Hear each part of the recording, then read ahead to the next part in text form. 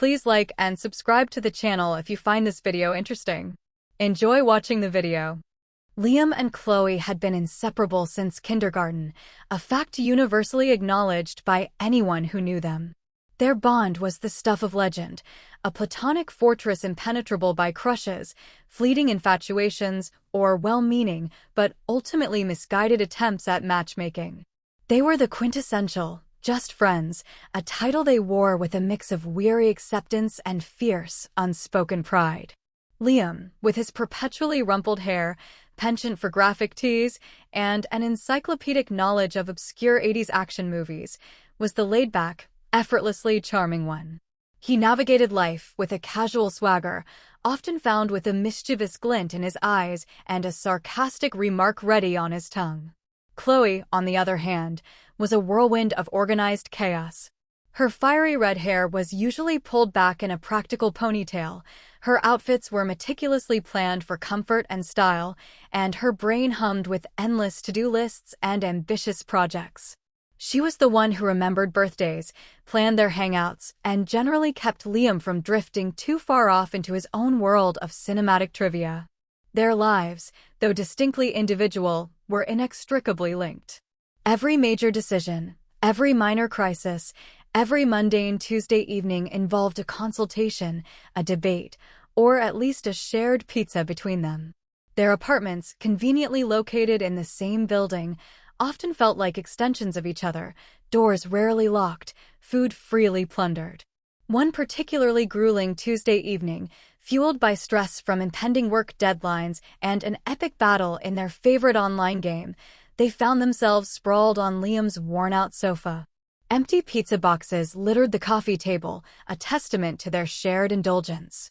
"I swear," Chloe grumbled, her voice muffled by the cushion she was currently face-planting into, "my brain is going to spontaneously combust. I have 3 reports due by Friday, and my boss just dumped another presentation on me. I wish I could just not be me for a day."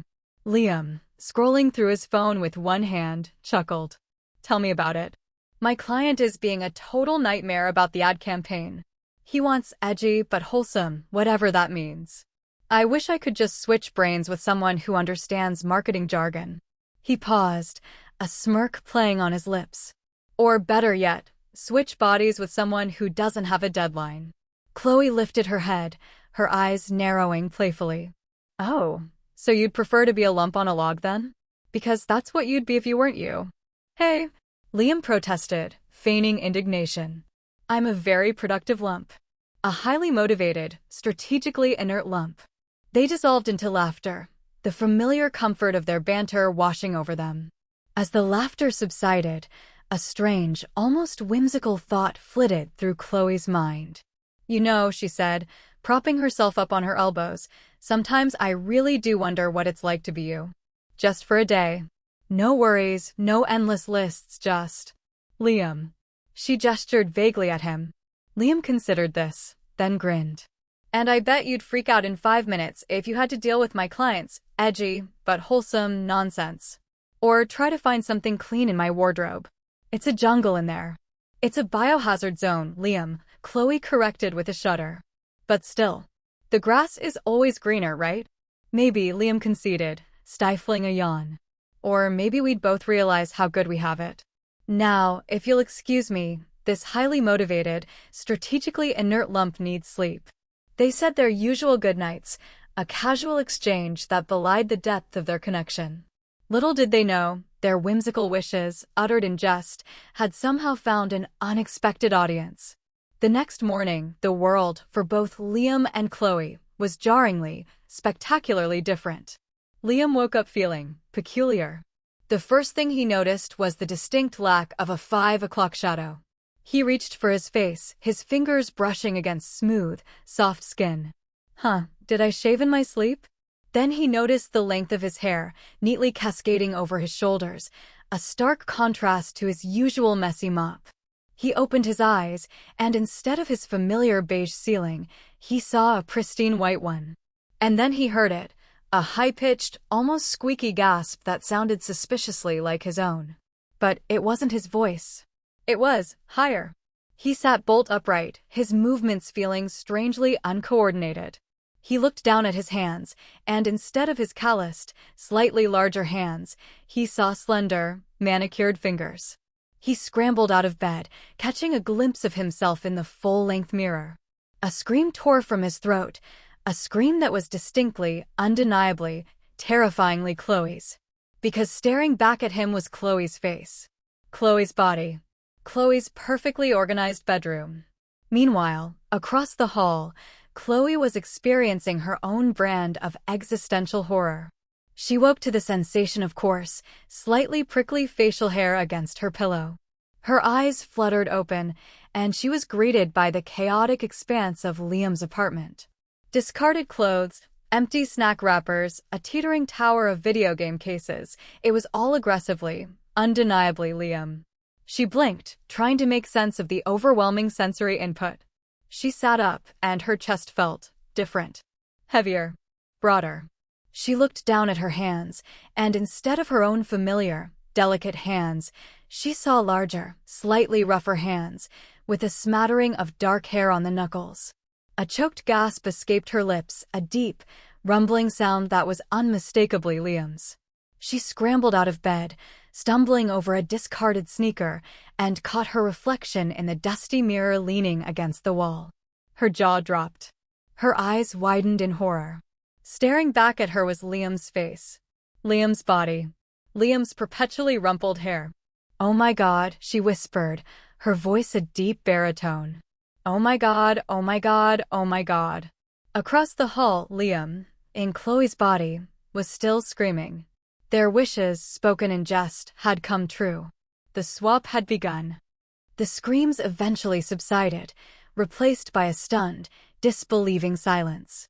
Liam, now inhabiting Chloe's body, stumbled out of her bedroom, clutching a silk robe that felt entirely alien. His mind raced, a frantic hamster on a wheel. This couldn't be happening.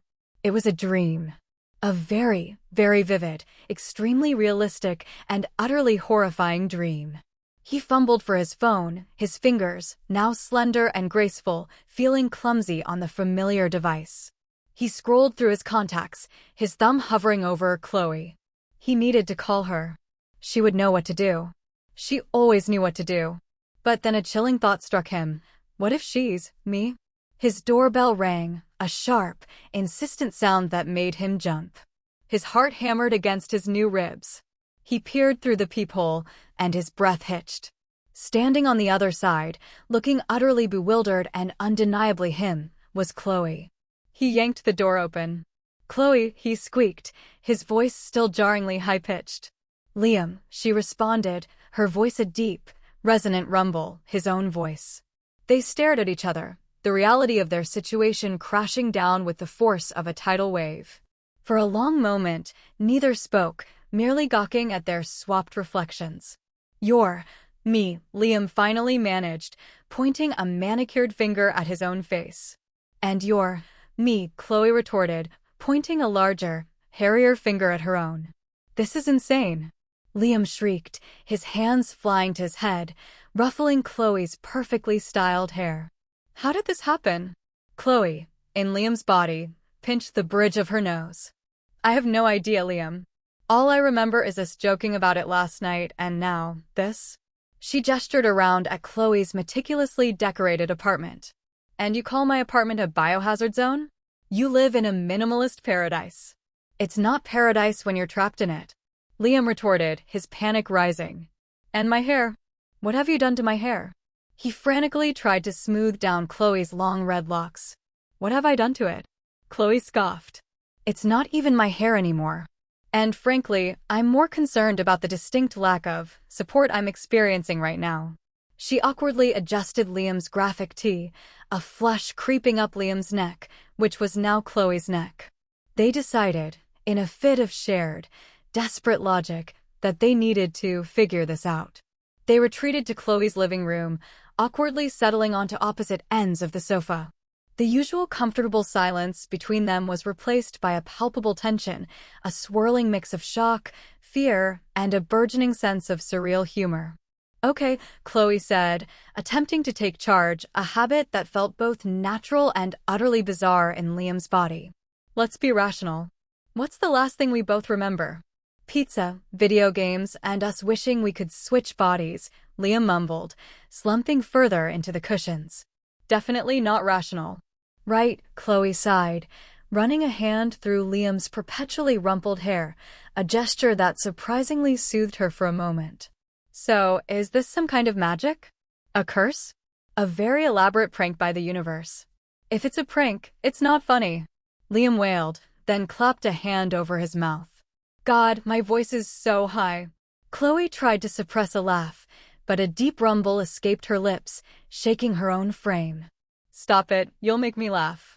The immediate logistical nightmares began to surface. I have a meeting at 10. Liam exclaimed, suddenly remembering his schedule. With Mr. Henderson. He's notoriously picky about presentation. Chloe's eyes widened.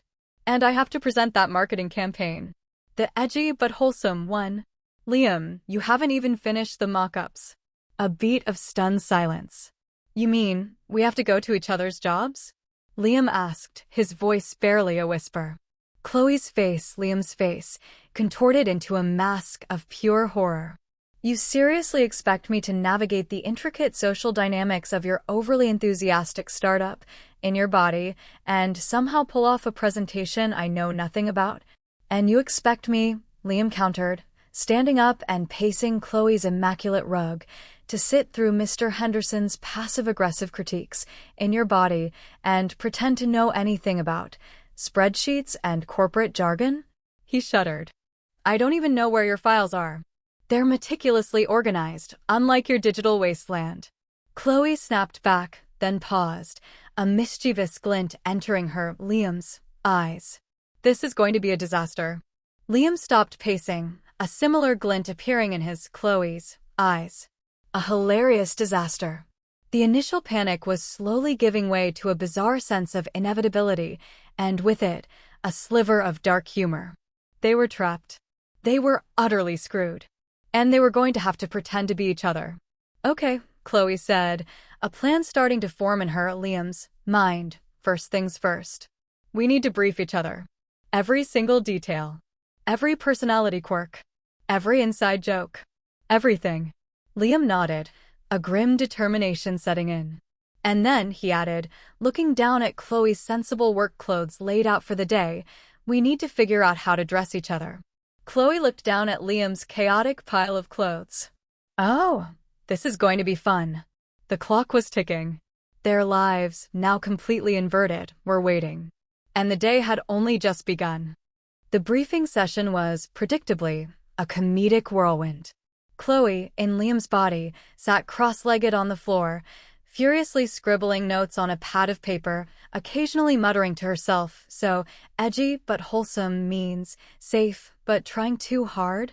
Liam, meanwhile, perched delicately on the edge of Chloe's armchair, tried to absorb the intricate details of her corporate world. So, Mr. Henderson likes his reports color-coded, but hates green? And Mrs. Albright in accounting brings cookies on Tuesdays, but only if you compliment her new haircut. Exactly. Chloe exclaimed, looking up, Liam's hair falling into his eyes. These are vital intel, Liam. Don't underestimate the power of office politics.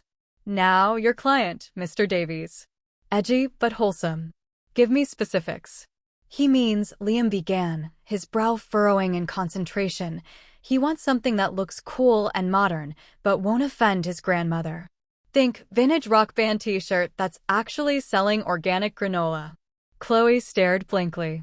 That makes no sense. Welcome to my world. Liam threw up his hands, then remembered they were Chloe's hands and lowered them more gracefully. It's all about implication. Subtext. Vibes. The wardrobe situation proved to be an even greater challenge. Liam, Chloe groaned, holding up a particularly garish floral shirt from her now expanded wardrobe, Liam's closet. You own this? Seriously? It's vintage. Liam protested from Chloe's bedroom, where he was trying to navigate the complexities of her bra. And it's comfortable. You wouldn't understand. Your clothes are all structured. Because they're meant to make me look professional, not like a retired Hawaiian shirt model. Chloe retorted, tossing the shirt aside. She picked out a sensible pair of khakis and a polo shirt for him. Here. This is the least offensive thing you own. Meanwhile, Liam was having a crisis of his own. Chloe, how do you even? What is this sorcery? He emerged from her bedroom, holding up a bra with a look of utter bewilderment. Chloe sighed, walking over. It's not sorcery, Liam. It's engineering. Here, let me. She patiently explained the mechanics, feeling a strange mix of amusement and mortification. It was incredibly weird to be teaching Liam how to put on a bra. Even weirder that it was her bra. They finally emerged, dressed in each other's clothing, looking like slightly distorted versions of themselves. Liam, in Chloe's tailored blouse and pencil skirt, felt incredibly constrained. The skirt was tight, the heels were wobbly, and the blouse felt like it was actively trying to suffocate him. He tugged at the collar, feeling utterly exposed. Chloe, in Liam's baggy jeans and a slightly too small band t-shirt, felt a strange sense of liberation. No restrictive waistbands, no worrying about posture. It was comfortable, if a little disheveled. She even found a strange appeal in the faint scent of Liam's cologne clinging to the fabric. Okay, Chloe announced, squaring Liam's shoulders. Remember, I'm going for confident but approachable, with a hint of I'm slightly exasperated, but still brilliant. You need to be professional, organized, and don't let Mr. Henderson smell fear. Fear is all I smell right now, Liam muttered, tottering slightly in Chloe's heels. Wish me luck. I think I'm going to trip and break your ankle. Just try not to accidentally flirt with anyone, Chloe warned, remembering Liam's easy charm. And for the love of all that is holy, don't mention your 80s movie quotes. No promises, Liam said with a wry grin, then winced as Chloe's skirt rode up slightly. This is going to be a long day. With a shared, nervous glance, they parted ways, heading to their respective, now completely alien, workplaces. Chloe arrived at Liam's startup, Creative Spark, a brightly colored, open-plan office buzzing with a youthful, energetic vibe. She immediately felt out of place. The loud music, the beanbag chairs, the lack of cubicles, it was everything her organized, traditional office was not. She forced a casual swagger, mimicking Liam's usual posture, and tried to blend in. Hey, Liam, a perky young woman named Maya chirped, barely looking up from her screen. Ready for the Davies presentation? He's in meeting room B. Chloe nodded, a deep yep, all set, rumbling from her, Liam's, throat. She walked towards meeting room B, feeling a bead of sweat trickle down her back. She had Liam's notes, but they were mostly scrawled bullet points and cryptic references to the power of nostalgia and meme-worthy content. This was going to be a challenge. Meanwhile, Liam was navigating the hushed, carpeted corridors of Chloe's corporate office, feeling like a clumsy giant in a delicate porcelain shop. Every glance felt like a judgment, every whispered conversation a potential critique. He clutched Chloe's briefcase like a lifeline, the smooth leather feeling foreign in Chloe's hands. He finally located Chloe's cubicle, a meticulously organized haven filled with potted plants and framed photos of their shared adventures. He sat down, feeling the tight confines of the skirt. His desktop background was a serene beach scene, so Chloe. His own, he remembered with a pang of longing, was a gif of a cat playing a keyboard. Chloe? Mr. Henderson is looking for you, a stern voice announced. It was Brenda, Chloe's formidable assistant, who always seemed to radiate an aura of disapproval. Liam's heart leaped into his throat. Right? Be right there, Brenda, he squeaked, forcing a smile that felt utterly unnatural on Chloe's face.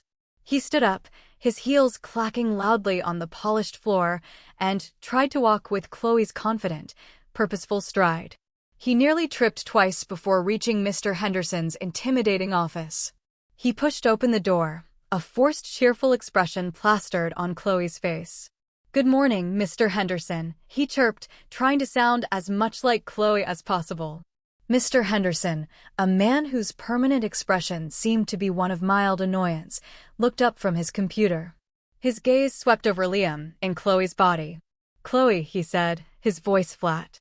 You're late. And your hair is a bit disheveled today. Not like you. Liam's forced smile wavered. This was going to be even harder than he thought. The first true test of their swapped lives had officially begun. The chaos, however, was just getting started. The day unfolded in a series of near misses and awkward encounters for both Liam and Chloe. Chloe, in Liam's body, entered the meeting room for the Davies presentation, a nervous flutter in her stomach. Mr. Davies, a jovial man with a booming laugh, greeted her warmly. "Liam, my boy. Ready to wow me with some edgy but wholesome magic?" Chloe forced a wide, confident smile, trying to channel Liam's easy charm. "You know it, Mr. Davies. We've cooked up something truly special." She clicked to the first slide, her mind ablank. Liam's notes were a jumble of abstract ideas and inside jokes. Think vintage skate culture meets artisanal sourdough. What did that even mean? She fumbled through the presentation, improvising wildly. She used Liam's quick wit, throwing in a few pop culture references she vaguely remembered him making, and trying to sound passionate about concepts she barely understood.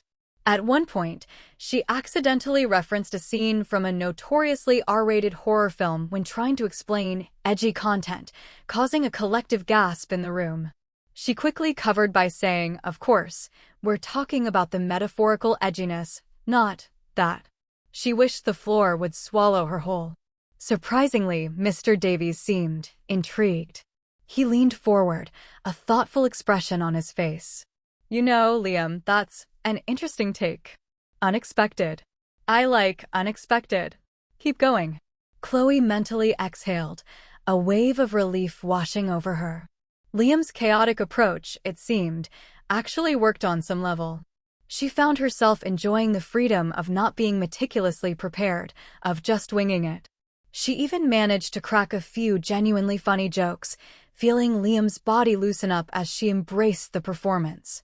By the end, Mr. Davies was nodding enthusiastically. "All right, Liam. You've got my attention.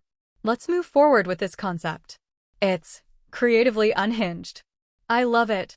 Chloe walked out of the meeting room, a strange mix of exhilaration and disbelief coursing through her. She'd pulled it off. She'd embodied Liam, even if it meant sacrificing a little bit of her own sanity. She even found herself enjoying the casual banter with Liam's colleagues, something she rarely experienced in her own more formal workplace. Meanwhile, Liam, in Chloe's body, was enduring his own brand of corporate purgatory. His meeting with Mr. Henderson was a grueling marathon of passive-aggressive comments and detailed financial spreadsheets. "Chloe," Mr. Henderson said, tapping a perfectly manicured finger on a column of numbers, "I notice a slight discrepancy here. Is this an oversight or a new creative accounting strategy?" Liam's mind went blank. He stared at the numbers, which might as well have been hieroglyphics. He had no idea what he was looking at. He tried to recall anything Chloe had mentioned about this specific report, but all he could remember was her complaining about the tyranny of the quarterly projections. He forced Chloe's most confident, apologetic smile. "My apologies, Mr. Henderson. A slight oversight on my part, I'm afraid. I'll double-check it immediately." He mentally cursed himself. Chloe would never make an oversight. Later, in the break room, Brenda from accounting cornered him. "Chloe, dear, are you feeling all right? You seem a bit flustered. And you've skipped your usual organic green tea. Are you perhaps ill?" Liam felt a fresh wave of panic. He hated lying, and Brenda had the eyes of a hawk. "Oh no, Brenda. Just trying a new coffee blend," he said, gesturing wildly at the generic office coffee. He usually drank it by the gallon, but Chloe was a strict tea connoisseur. Brenda raised an eyebrow, clearly unconvinced. "Right. Well, just make sure you don't miss the deadline for the Q3 budget review. You know how particular Mr. Henderson is." The day continued in this fashion. Liam struggled with Chloe's complex spreadsheets, nearly deleted an important file, and received several disapproving looks for his clumsy attempts at walking in heels. He accidentally complimented Mrs. Albright's old haircut instead of her new one, earning him a frosty glare and no cookies. He found himself longing for the simplicity of his own job, even the edgy but wholesome nonsense. The sheer mental effort of maintaining Chloe's persona was exhausting. He even found himself reflexively trying to scratch his chin, only to remember he no longer had stubble. As the afternoon wore on, a different kind of realization began to dawn on them both. Chloe, after navigating a particularly tricky client call while pretending to be Liam, found herself thinking, he actually makes this look easy. The way he charms clients, the way he thinks on his feet, there's a real talent there. She had always seen Liam as a bit of a slacker, coasting on his natural charisma. But now, she saw the genuine skill and quick thinking beneath the laid-back exterior. She found herself admiring his ability to connect with people, to make them laugh, and to genuinely enjoy his work, even when it was challenging. Liam, after narrowly avoiding a complete breakdown over a budget discrepancy, found himself thinking, how does she do it? The level of detail, the precision, the sheer mental discipline to keep all these plates spinning, it's incredible. He had always seen Chloe as overly serious, a little rigid. But now he saw the immense intelligence and dedication that went into her work. He realized the weight of responsibility she carried and the quiet strength it took to manage it all. He also realized how much he appreciated the little things she did for him, like remembering his coffee order or reminding him of important dates. As the clock ticked towards 5, a sense of relief mixed with a strange new empathy settled over them both. They had survived. And in doing so, they had gained a glimpse into worlds they had always dismissed or taken for granted. The initial shock and panic were slowly giving way to something deeper, a profound, albeit hilarious, understanding. They still had no idea how to reverse the swap, but for the first time, they felt a flicker of something more than just friendship in their shared predicament. The seeds of change had been sown, wrapped in layers of corporate absurdity and creative chaos. As the workday finally drew to a close, a sense of weary relief washed over both Liam and Chloe. They practically sprinted towards their respective apartments, each desperate to shed their borrowed skin and reconnect with the only other person who understood their bizarre predicament. Liam, still in Chloe's pencil skirt and heels, burst into Chloe's apartment, tearing off the restrictive clothing with an uncharacteristic ferocity. He kicked off the heels, wincing as his feet, unaccustomed to such torture, protested. He then collapsed onto Chloe's pristine sofa, letting out a long, dramatic groan. A few minutes later, the door to Liam's apartment across the hall opened, and Chloe, looking surprisingly comfortable in Liam's baggy jeans and band t-shirt, sauntered in. She took one look at Liam, sprawled dramatically, and a wide grin spread across Liam's face. So, she began, dropping onto the opposite sofa, her voice a deep rumble. How was being the meticulous, detail-oriented Chloe? Liam groaned again, burying Chloe's face in a cushion. Hell. Pure, unadulterated hell. Mr. Henderson nearly had a coronary over a missing decimal point. And Brenda. Brenda is terrifying. And those shoes. How do you walk in those things? Chloe chuckled, a deep, rich sound that vibrated in Liam's chest. It's called practice, my friend. Now, tell me about the edgy but wholesome campaign. Did you manage to pull off your usual last-minute magic? Liam lifted his head, a sheepish grin on Chloe's face. Actually, yeah. I accidentally referenced a horror movie, but Mr. Davies apparently loved the creatively unhinged approach. Who knew chaos could be so effective? Chloe's eyes widened. You actually pulled it off? Wow. Wow. I thought for sure you'd crash and burn. She paused, a thoughtful expression on Liam's face. You know, Liam, you're actually really good at that. Charismatic. Quick thinking. You can really sell anything. Liam felt a strange warmth spread through Chloe's chest at the unexpected compliment. He'd always taken his people skills for granted, but hearing it from Chloe, who rarely dished out such praise, felt different. And you, he said, looking at her, at himself, you're incredible, Chloe. The sheer amount of detail you manage, the way you juggle all those responsibilities, it's mind-boggling. I almost had a breakdown over one spreadsheet. Chloe shrugged, a slight blush creeping up Liam's neck. It's just what I do. It's what you do. Turns out, our jobs are a lot harder than they look from the outside, huh? They fell into a comfortable silence, the weariness of the day settling over them. But this silence was different from their usual easy camaraderie. It was laced with a newfound respect, a deeper appreciation for each other's unique strengths. "You know," Liam said, his voice softer, "I always thought your job was boring. All numbers and rules. But today, seeing how much thought and strategy goes into it, how much impact you actually have, it's actually pretty impressive." Chloe looked at him, a genuine smile on Liam's face. "And I always thought your job was just messing around with pretty pictures and talking to people. But today, I saw how much genuine creativity and quick wit it takes. It's not just vibes, Liam. You actually put a lot of yourself into it." The air between them crackled with unspoken emotions. They had always been friends, but this experience was peeling back layers, revealing new facets of each other they had never truly seen. They were seeing each other not just as friends, but as individuals with formidable talents and a surprising depth. Liam, still looking at Chloe, felt a peculiar flutter in Chloe's stomach. It wasn't just admiration. It was something more.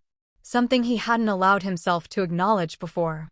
He saw the strength in her precise movements, the intelligence in her focused gaze, and a sudden, undeniable attraction to the person she was, regardless of the body she was in. Chloe, meeting Liam's gaze, felt a similar jolt. Seeing Liam navigate her world, stumble and succeed, had opened her eyes. She saw the genuine warmth and kindness that lay beneath his sarcastic exterior, the passion he had for his work, and the unexpected vulnerability he showed when he admitted his struggles. And in that moment, seeing her face, but knowing it was Liam looking back, she realized how much she truly cared for him, how much he meant to her, and how much she genuinely liked being him, even for a day.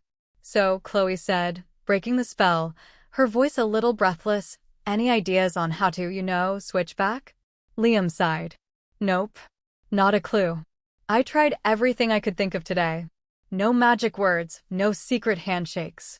He paused, a playful glint in Chloe's eyes. Unless we have to do something truly absurd.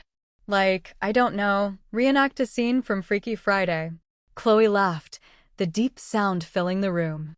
"Please no. I'm not doing a musical number in your body."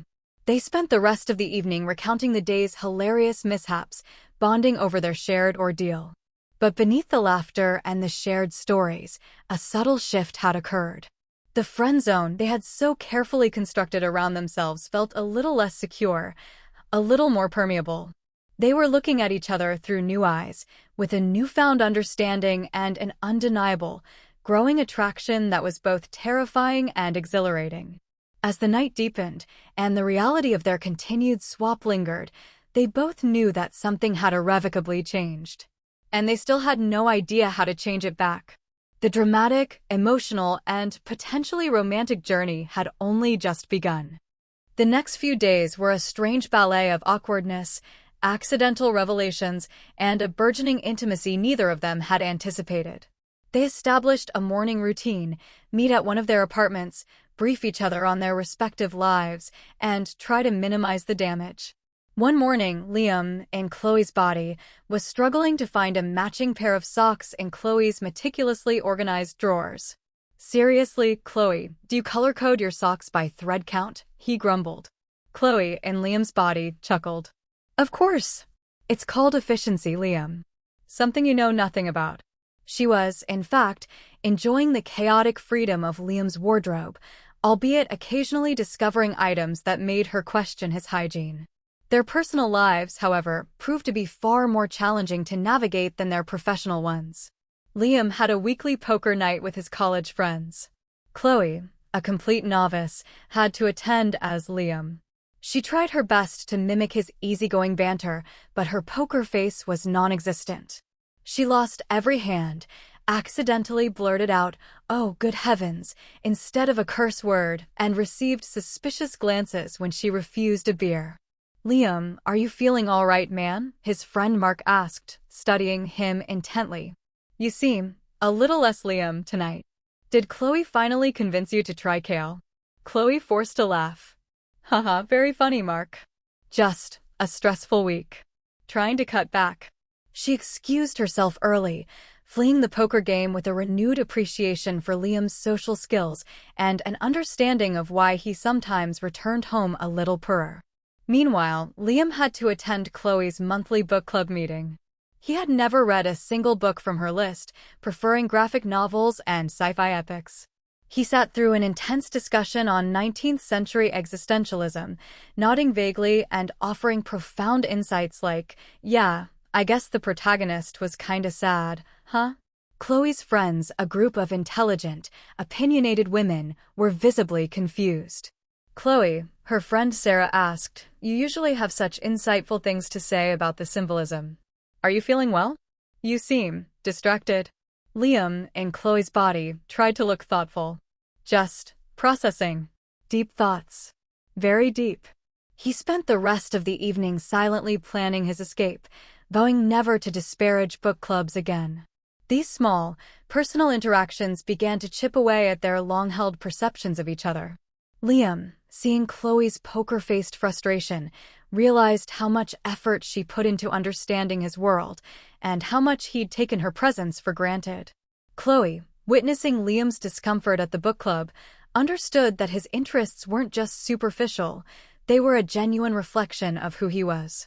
One evening, after another day of trying to be each other, they were back in Chloe's apartment, ordering takeout. Liam, Chloe's body, was scrolling through Netflix, his face a picture of exaggerated horror. "Chloe, your recommended list is all documentaries about obscure historical events. Where are the explosions? The gratuitous slow-motion fights?" Chloe, Liam's body, rolled her eyes. "My taste is sophisticated, Liam. You wouldn't understand." She then found herself reaching for a piece of his hair, pushing it out of her, Liam's, eyes. It was an unconscious gesture, one she'd done countless times to the real Liam, but now it felt different. More intimate. Liam's gaze met hers. He saw the genuine amusement in his own eyes, reflected back at him through Chloe's. A blush crept up Chloe's neck. "You know," he said, his voice a little softer, "I never realized how much I just expected you to be there. To fix things, to remember stuff, to be Chloe."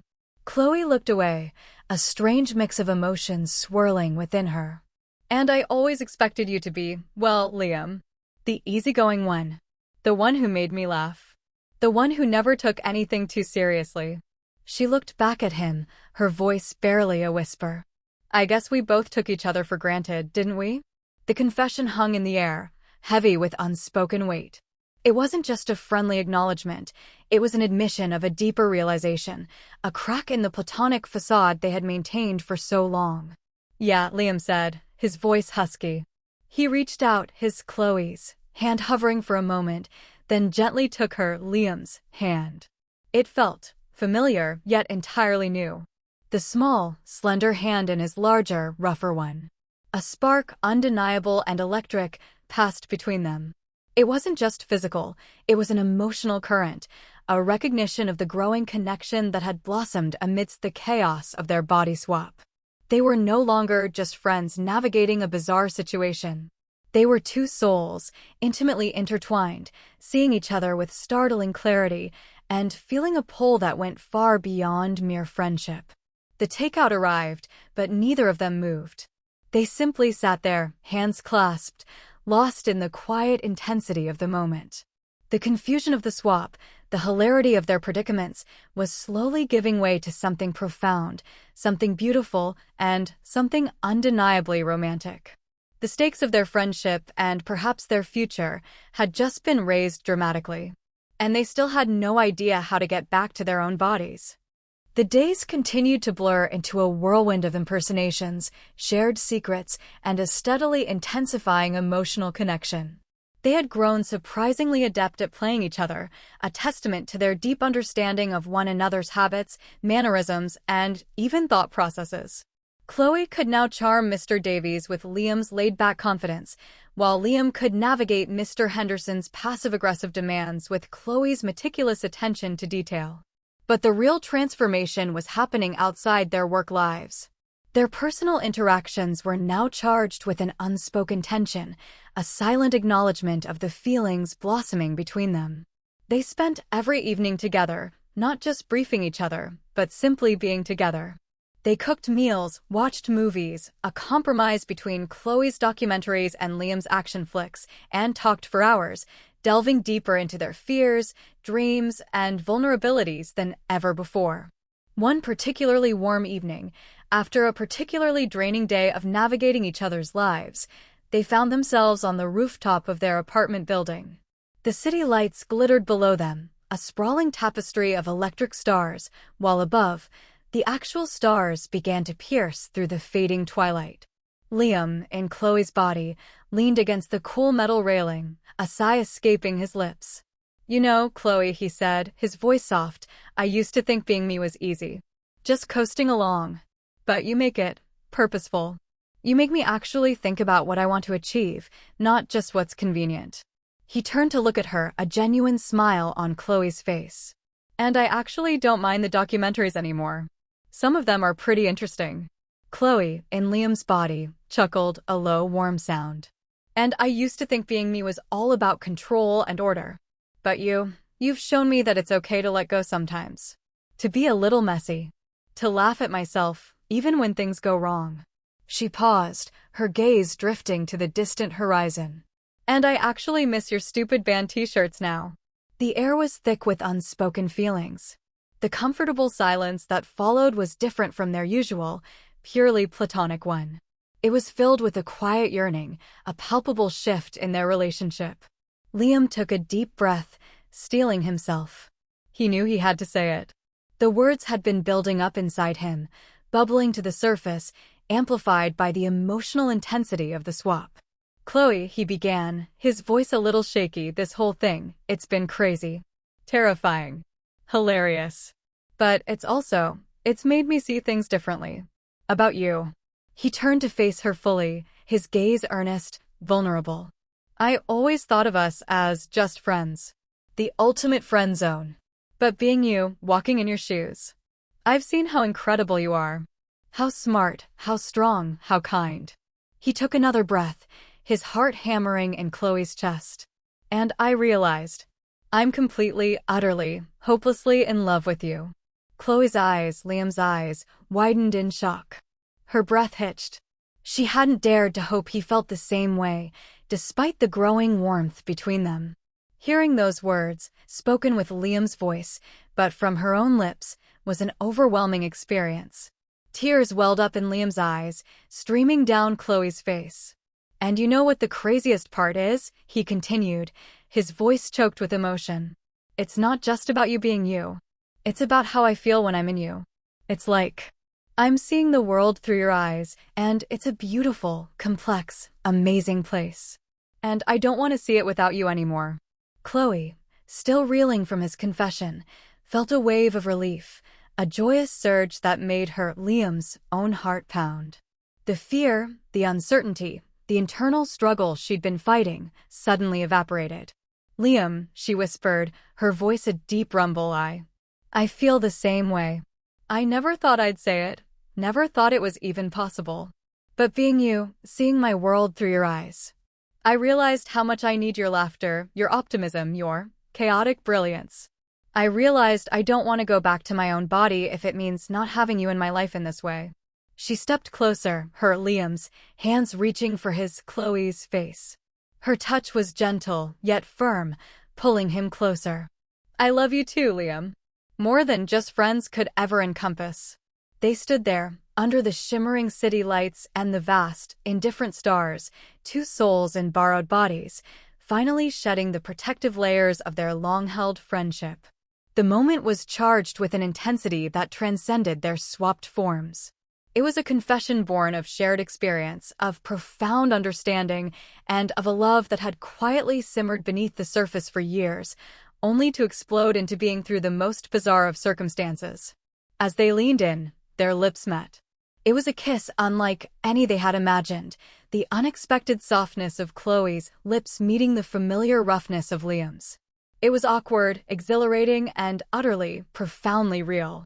It was a kiss of two people who had literally walked a mile in each other's shoes, and in doing so, had fallen completely, irrevocably in love. The dramatic tension, The emotional climax they had been building towards had finally arrived. And with it, a new chapter, full of both uncertainty and promise, had begun. They were in love, and they were still in each other's bodies. The ultimate test of their newfound romance was yet to come. The kiss under the stars was a revelation, a raw, undeniable confirmation of their love. They spent the rest of the night on the rooftop, wrapped in each other's arms, talking, laughing, and simply being. The awkwardness of their swapped bodies faded into the background, overshadowed by the exhilarating rush of finally admitting their true feelings. They realized that their connection went far deeper than physical form. It was a connection of souls, forged in shared experiences and a profound mutual understanding. The next morning, however, the practicalities of their situation once again loomed large. They were in love, but they were still Liam and Chloe, in the wrong bodies. Okay, Chloe, in Liam's body, said over breakfast, a plate of burnt toast. Liam's cooking skills were still a work in progress, even in Chloe's body. This is amazing, I love you, but we still need to figure out how to switch back. It's getting increasingly difficult to explain why Chloe is suddenly so obsessed with 80s action figures. Liam, in Chloe's body, nodded, sipping his coffee. And Liam just accidentally signed up for a beginner's calligraphy class. My friends are starting to think I've joined a cult. He reached across the table, taking her hand. But even if we don't, I think we'll be okay. We've proven we can handle anything. Just as he finished the sentence, a strange sensation began to ripple through them both. It started as a faint tingling, like pins and needles, then intensified, becoming a dizzying, swirling sensation. Their vision blurred, the room seemed to spin, and a wave of nausea washed over them. Whoa, Chloe managed, clutching her head. What's happening? I don't know, Liam gasped, feeling a pull, a strange stretching sensation deep within him. The feeling crescendoed, a sudden, powerful snap that reverberated through their very beings. And then, as quickly as it had begun, it stopped. The dizziness faded. Their vision cleared. They stared at each other across the table, their mouths agape. Liam, now in his own body, blinked. He looked down at his hands, his own slightly larger, familiar hands. He reached for his face, feeling the familiar stubble of his 5 o'clock shadow. He looked around his apartment, the organized chaos that was his home. Chloe, now in her own body, felt a surge of relief. Her perfectly pulled-back red hair, her own slender fingers, the familiar sensation of her tailored blouse. She was her again. Oh my God, Liam breathed, his own voice, we're back. Chloe let out a joyful shriek, her own voice, and leaped out of her seat, rushing around the table to embrace Liam. Their arms wrapped around each other, a different kind of embrace now, familiar bodies, familiar sensations, but with a whole new layer of understanding and love. We're actually back, Chloe exclaimed, pulling back, her eyes sparkling with tears of joy and relief. I'm me. You're you. Liam grinned, a wide, genuine grin that was entirely his own. And we're still in love, even when we're not inside each other. He winked, and Chloe playfully swatted his arm. The days that followed were a joyous rediscovery of themselves, both individually and as a couple. Liam found a renewed appreciation for his own laid-back style, but also a newfound respect for deadlines and a surprising fondness for a well-organized workspace. He even bought a few plants for his apartment, a subtle nod to Chloe's influence. He approached his edgy but wholesome campaigns with a deeper sense of purpose, often incorporating elements of the meticulous planning he'd learned from Chloe. Chloe, in turn, found herself a little less rigid, a little more willing to embrace spontaneity. She started experimenting with new coffee blends, occasionally indulged in Liam's favorite cheesy action movies, and even allowed herself to be a little less critical of her own perfectionism. Her colleagues noticed a subtle shift in her demeanor, a touch more humor, a little more relaxed. Mr. Henderson still annoyed her, but now she found herself almost able to laugh it off. Their friendship, which had been the bedrock of their lives, had evolved into something richer, deeper, and infinitely more profound. They were no longer just friends, but partners, lovers, and confidants, bound by an experience that few would ever understand. They still teased each other mercilessly about their swapped adventures. Liam would often mimic Chloe's prim corporate walk, and Chloe would occasionally let out a deep, booming laugh that was unmistakably Liam's. One evening, as they lay in Liam's apartment, watching one of his beloved 80s action movies, Chloe snuggled closer. "You know," she murmured, "I wouldn't trade that experience for anything, even if it was terrifying." Liam kissed the top of her head. "Me neither. Because it brought us here." He paused, a thoughtful look on his face. "But seriously, Chloe, your heels are still an enigma to me. How do you do it?" Chloe just laughed, a sound full of happiness and the promise of a future together. They had literally walked a mile in each other's shoes, seen the world through each other's eyes, and in doing so, had found a love that was truly one of a kind. The body swap had been a chaotic, hilarious, and utterly transformative journey, leading them out of the friend zone and into a new beginning together.